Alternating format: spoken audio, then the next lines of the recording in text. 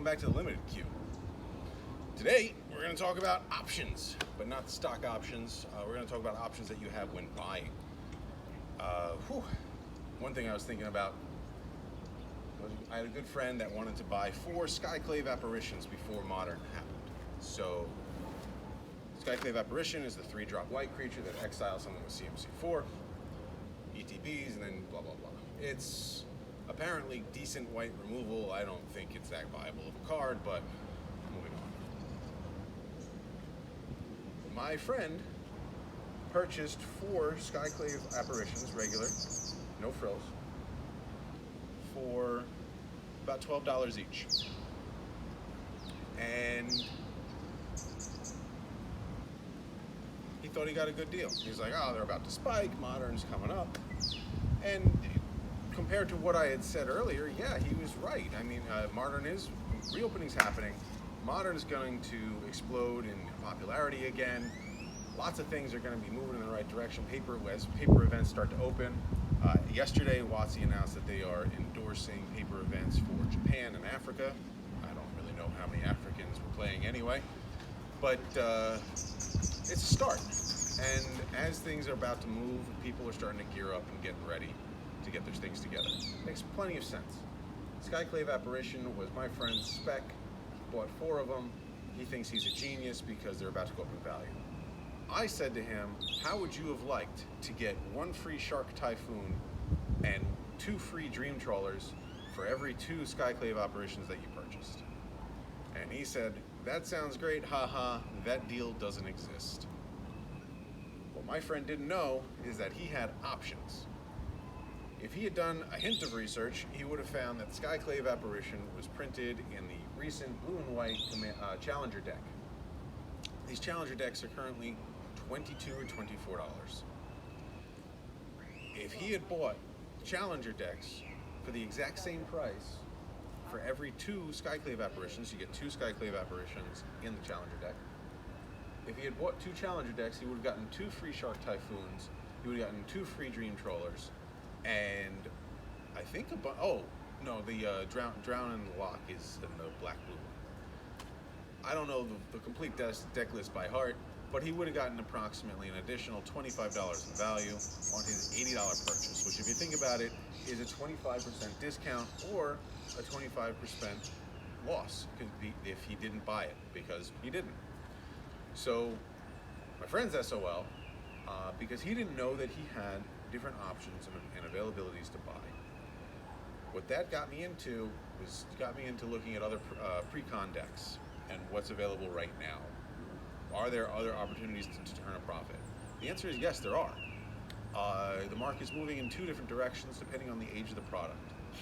Right now, you can buy 4 Challenger decks, 4 2021 Challenger decks, the set of 4 decks, for about $90. That set of $90 has approximately $300 worth of cards in it. Probably a little less, probably about $250 worth of cards in it. Is it worth it to put $10,000 into Challenger decks, crack them, and sell the singles? I don't know. I personally am not going to do this, but I can see where it would be viable for somebody to do so.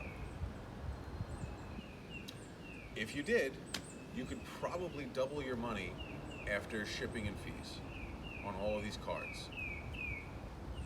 There's some haymakers there. They got Embercleave, they have 4 Bone Crusher Giants, they've got Rankle, they've got Brazen Borrower, they've got 4 Drown in the Locks. It all looks good. Why are the prices the way that they are? Because some people simply don't want to do the work. Like me, honestly. I don't want to spend $10,000 on product and then spend, I guess, it would take me a full day. Oh no, it wouldn't, because it wouldn't all arrive at once. I'd have to order it from different places. It would arrive over the course of 9 days. And then during that 9 days, I would spend a good chunk of my free time opening packaging, sorting through cards, separating them into what's saleable, and listing, and hopefully being the bottom, I would have to fight my way to the bottom of the listings. So what does that mean when I say that? It means that because there is a time crunch in selling these products, I would need to list my cards for as little as possible in order to move $10,000 worth of Challenger deck singles in the next 2 months. I don't know if that's worth it. It's honestly a hard call.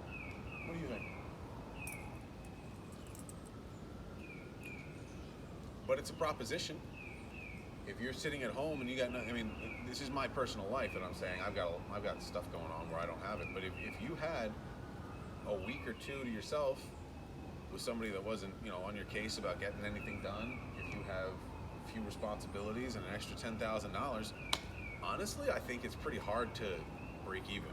Like, if you actually do the work, I think it's, when I say hard to break even, I mean it's difficult not to profit. Meaning you would basically 100% profit if you were able to purchase $10,000 of Challenger decks, piece them out in the next 2 months. Man, I think I'm talking myself into this. I might actually do it. That'd be cool. I have the platforms for it, that's for sure. Huh. Anyway, the other way the market is moving, interestingly, is old school Precon decks are incredibly undervalued right now. I just purchased a sealed, this is about 2 or 3 months ago. I purchased 2 sealed Mercadian Masks Precon deck boxes. And I don't mean individual Precon decks, I mean like the store display of 12 Precon decks I got for $200, and I bought 2 of them at that price. This is a 20-year-old? No, it's not 20 years old, is it? Yeah, I guess it is. Masks is what, like 2002? Holy smokes, it's about 20 years old. This is a 19-year-old product. Oh, this is good. Yeah, we're talking about this? All right. I like having you as a co-host. This is good. So, we're talking about a 19-year-old product that is never going to happen again with the old school border. And what's the upsides and downsides? The upsides are that it's sealed. There's never going to be any more made. It can only go up in value if I just hold it, right? Downsides are there's no randomness inside. I know that there's no old OG foils in there or anything crazy like that. And I can look at the deck list and say, okay, this is what's in this box. But do I think that the downsides outweigh the upsides? I genuinely don't. I don't think so. I think that just because you know the deck list and because you understand that that you're guaranteed no, foily cards in it, no big hitters.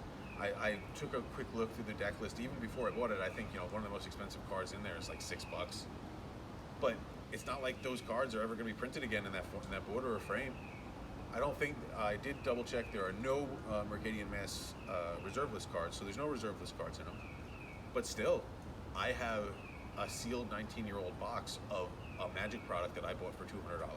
And I think that you cannot say that about many other things. So I started looking at other Precons. Honestly, I was looking for something ridiculous, like an Onslaught Precon that maybe had a fetch in it.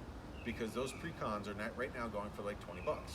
And if you could pick up an Onslaught fetch for $20, including a bunch of other stuff in a sealed box, you'd be making some decent money. No, so unfortunately, no, there's nothing like that. The closest that exists is a Fate Reforged Precon that had Windswept Heath in it. I didn't look at the prices of that. I just know that from my general knowledge. Now it's something for you to know. In fact, if you know about a Precon that has a high value card in it, I'd be curious to hear about it, other than Commander products. No, Commander products don't count. So, that's an arbitrage opportunity, isn't it? It's something that you can do with your time that involves Magic the Gathering to make money. And there's nothing holding you back or stopping you or I from doing it literally today. We just don't.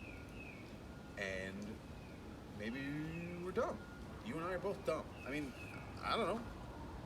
I bought them. I have these 2 Mercadian Mass Mercadian Mass Precon deck store displays sitting in a box. I guess that's what Magic. Buying and investing in Magic is not exciting. I don't wake up every day and my tournament box, my Precon deck Precon deck store display isn't smiling at me and cooking me breakfast, and there's not ongoing returns that happen. There's no dividends that get paid through sealed Magic product. But at the same time, I don't think I can go wrong with this. It's not going to go down because no more exist and no more will ever be made. It's only going to be a matter of time before these products become the next Dogecoin. Somebody, somewhere along the line, maybe 5 or 10 years from now, that has more reach than I do, they're going to say the same exact thing that I'm saying right now, and then it's going to 10x in price overnight. And then people are going to say, wow, if I'd only known. Okay, now you know. Thank you. I hope your day's great. Oh.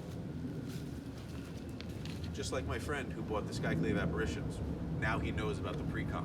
He doesn't have the Shark Typhoons.